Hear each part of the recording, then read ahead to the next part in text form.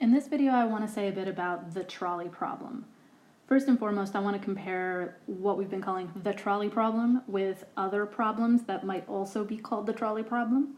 I want to explain in a bit more detail what exactly the trolley problem is, and I want to identify a couple of proposed solutions, and we'll try to go through this pretty quickly.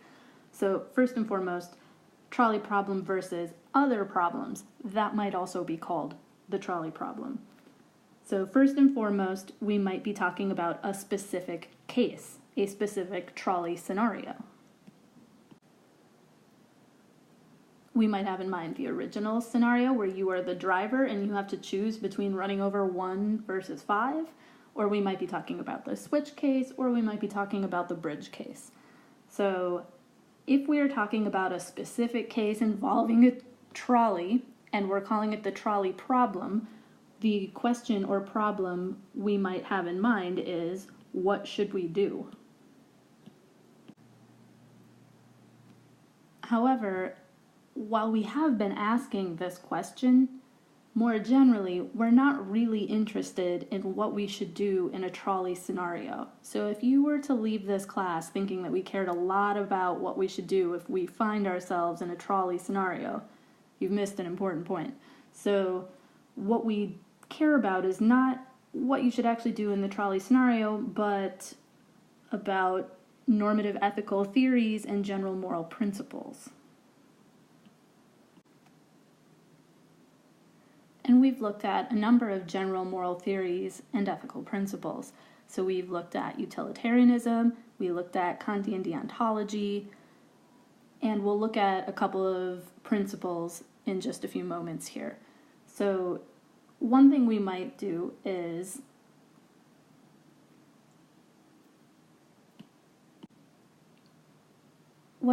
attempt to do is to test our moral theory by applying it to particular cases or situations and see if it gives the right response.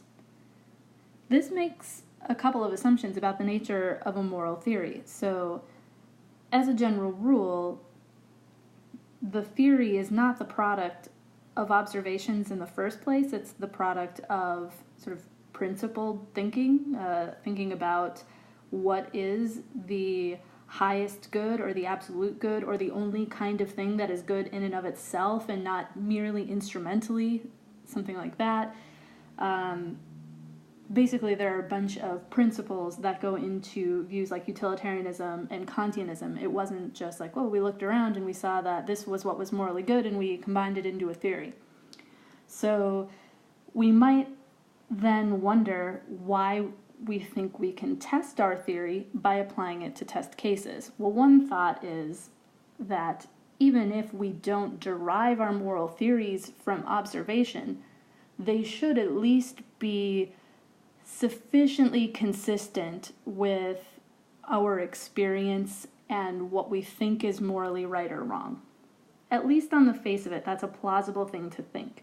So utilitarianism sounds all well and good, but then if it turns out that you should push people in front of trolleys in order to save 5, or if you should save 3 strangers instead of your mom or something like that, you might think that is an extremely counterintuitive implication, so counterintuitive that I want to trust my intuitions more than this moral theory.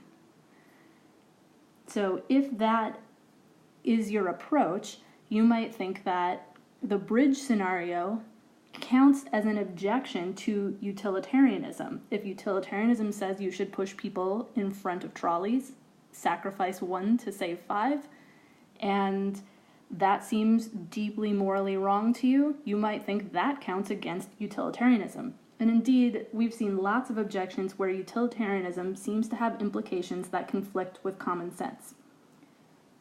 Now, of course, we have looked at utilitarian responses, and one kind of response is, indeed it does. So much the worse for common sense. We should trust the theory, not common sense. More reasoning needed here. Okay, so that's one kind of question we've been talking about. What is the status of our normative moral theories? How should we think about conflicts between normative theories and common sense, our gut intuitions about what's morally right or wrong in these kinds of cases. Okay, so that's not what's at issue when we're talking about the trolley problem. The trolley problem, the one that we focused on in this week's material, has to do with a fact and an assumption. So the fact is, most people, not all, but most, think that throwing the switch in one case is morally permissible, but pushing the large person in the bridge case is morally impermissible, not permitted. Now, so what? Well, the so what here has to do with, as most of you were able to explain very clearly, switch case and bridge case both involve sacrificing one to save five. They both involve actively killing one to save five. So in many ways, these two problems are structurally similar. However, most people think one is permissible and the other is impermissible. Now we have an assumption. The assumption here is that our moral theories should be consistent with our strong moral intuitions, or maybe we should add what most people have strong moral intuitions about. So the moral theory is supposed to capture what we ought to do. And what we ought to do, the thinking is, should be well aligned with our deeply felt moral intuitions. If a theory demands that we do something that cuts across a deeply felt intuition, that is a potential problem. That's the assumption here. Now, of course, we should always question both facts and assumptions.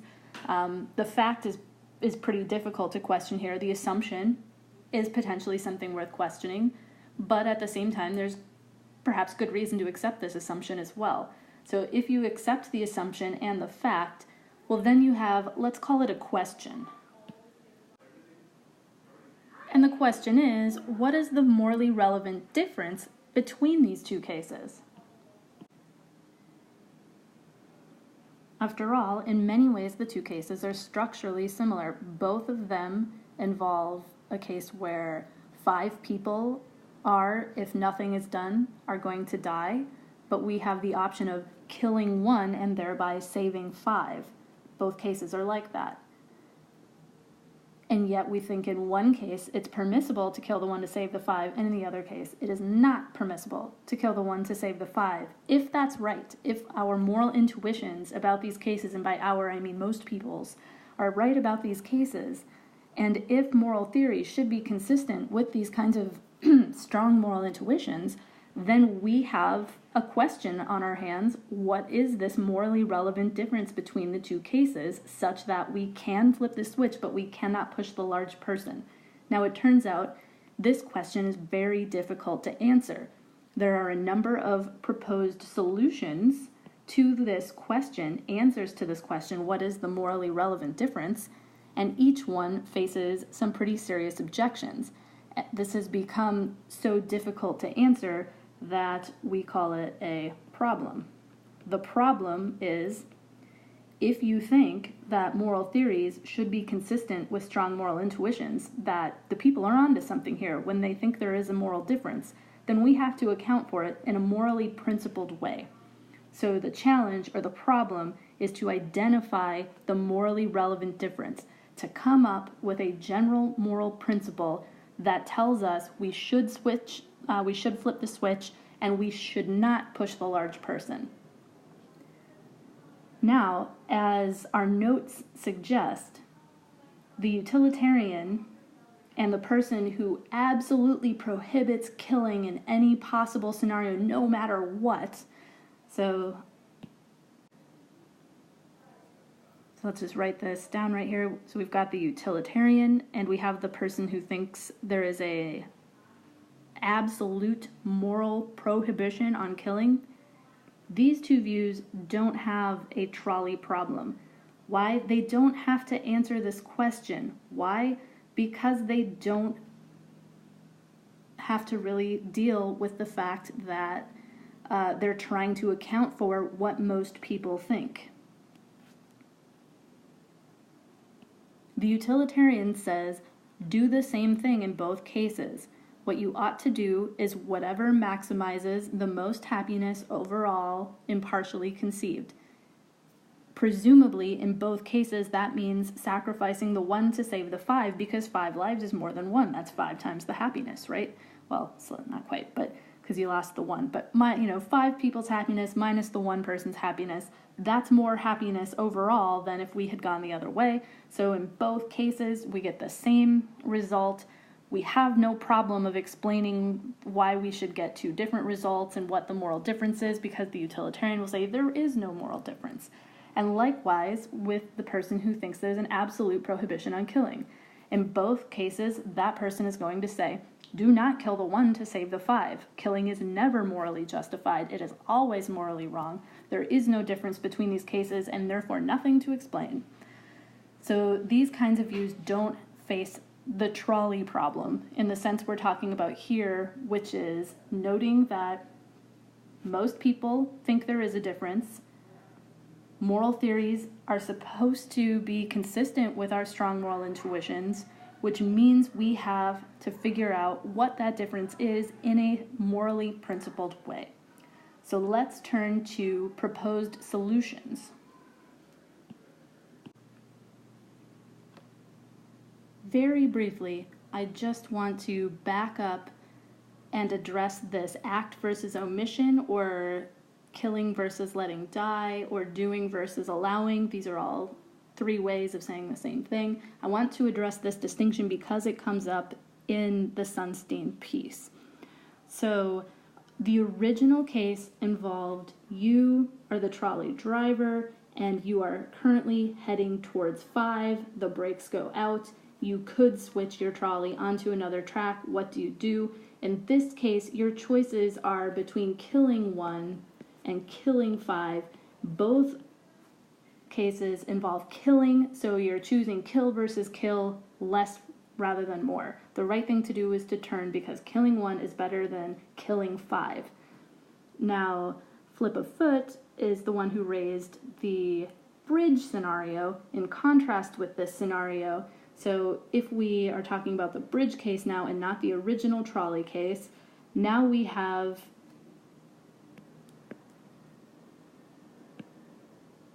the trolley is independent of you. It is heading towards 5 people. This is you. If you do nothing, you let 5 die. So that would be an omission. That would be allowing. That would be letting die. Versus if you push the 1 in front of the trolley, that would be acting. That would be killing. That would be doing. So in all of these cases, you are doing, acting, killing, not omitting, allowing, and letting die. And Foot's claim was that the reason why it's wrong to push the large person, but okay to turn the trolley, is that killing is worse than letting die. Acts are worse than omissions. Doing is worse than allowing. Then Thompson comes along and adds the switch case to the bridge case. So now we have a scenario where you flip the switch, and that means you act. You actively turn a trolley on the 1, which means you kill. So now we have 2 cases that are structurally the same. You are acting, not omitting. You are killing, not letting die. And you are, what was the other one? Doing, not allowing. So that can't explain the difference between these 2 cases, because these cases were set up so that difference would not be there. This is a case where everything is now even more structurally the same. Okay, now in this case, as Thompson notes, we could say that what the difference is, it's not the doing, allowing, the killing, omitting, or whatever, because that's the same in both the switch and the bridge cases. So now we could say, and this is where we get the doctrine of double effect coming in here, we could say that the difference has to do with using. a person as a means to an end rather than merely foreseeing the harm to that person, their death, as an unintended side effect. So importantly, two things are contrasted here: the means versus side effect, and the intention versus not intending. So on the one hand, we have actions where you intend harm, in this case killing, as a means to an end, versus merely foreseeing harm, that a person will be killed, as an unintentional side effect of your action. Now, in the bridge case, we are doing which of these things? We are intending harm as a means to an end. We are pushing the large person in front of the trolley so that their weight will stop the trolley. Now, you might get all sophistical here, engage in sophistry, and say, I wasn't intentionally harming them. What I was aiming at was stopping the trolley. It's just an unfortunate side effect that in so doing they died. And you might think, no, when you push someone into a trolley, you kill them. To push someone in front of a trolley is to kill them. Whereas in the switch case, when you turn the trolley on that person, you don't need the trolley to hit them and stop the trolley in order for your plan to succeed. Instead, you merely foresee that in turning the switch, this person will die, but they aren't a means to your end. Their death is not a means to your end. You aren't using this person to achieve your goal of saving the 5. And it's tricky because the doctrine of double effect talks about intentions, and it also talks about this means versus side effect. And one thing that, if we rely more on the means to an end versus side effect thing, we can do is avoid the tricky question about, say, what's in someone's heart? What did they really intend to do? What maxim really underwrites their action, to put it in Kantian terms or something like that? If you think there is some difficulty in figuring that out, but I didn't intend to do that, instead we can focus on the means versus side effect, and here's a possible, somewhat more objective test. So imagine that you turn the trolley onto one in the switch case. That person miraculously at the last minute gets up and runs off the track. That's great. That's the best overall scenario. You wouldn't need to brain that guy over the head with a crowbar and put him back on the track to make sure he gets hit. Whereas in the large person case, if that person somehow survives the fall and isn't hurt too badly, gets up, rolls off the track, you'd have to brain them with a crowbar and push them back on the track, otherwise your plan would have been thwarted. So the crowbar test is just supposed to be a visual way. Of course, none of this requires actually hitting anyone with crowbars or whatever. The point is just, if the large person got up and moved out of the way, your plan would not succeed. You needed that person to be in front of the trolley, which is to kill them, in order for your plan to succeed. So this seems pretty reasonable. Unfortunately, there is an interesting additional trolley problem.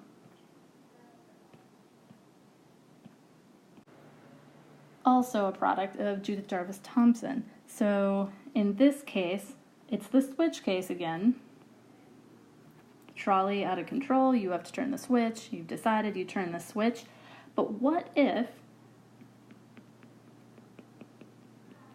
there were some track here, such that the trolley loops back around? If there's that bit of track here, it now looks like we would be using the one who's tied to the track as a means to stop the 5, because if the one were to miraculously get up, untie themselves, and run away, the train would loop back around and hit the 5. So it looks like we need the one person to be there in order to stop the trolley and achieve our goal. So does this bit of track have moral relevance? That's the question that Thompson asks. So this is supposed to be a potential objection to the doctrine of double effect. As a third principle, a third distinction between the two cases that Thompson thinks is morally relevant, we have the initiating versus diverting a harm. So in the switch case, we are, and Thompson thinks we should still switch in this looping case. It now turns out that the 1 would be a means to our end of saving the 5, but her intuition is that we should still switch in the looping case. So the principle she suggests that would explain why we can still switch the trolley in this case, morally speaking, it would be okay, is the difference between initiating and diverting a harm. So in this case, the harm is already in play. Here's the out-of-control trolley. There's already a harm, and all we're doing is trying to minimize the damage, whatever that is. And that's different from in the bridge case where the bystander is not in harm's way. There's no what we're doing is we're initiating a new sequence, pushing this person into harm's way initiates a new harm, perhaps. And so as a test of this, she asks us to consider a case where we have, let's see if I can remove some of this. Okay, so in this case, she asks us to imagine we've got a switch case like this, except for now, when the out-of-control trolley is heading towards the 5, what we can do is switch so that a new trolley, let's say one that was parked here, heads to hit this direction and somehow stops this one. So like maybe the switch, only one trolley can be running at a time, and so by stopping this one we can initiate a new one. I don't remember exactly how this is going to be pictured, but the switch initiates a new harm that puts the 1 in harm's way and saves the 5, and she thinks that intuitively this would be morally wrong to do. So there's room for you to disagree about whether the looping case is still morally right if there's track here, and there's room for you to disagree about whether initiating a harm really is. Like, there's all kinds of battles of intuitions here. And the weirder they get, the harder it is to figure out, like, where our intuitions really lie. But the point is, all of these solutions are assuming that there really is a morally relevant difference between these two cases, and that we should be able to come up with a moral principle that would deliver the correct result in both cases.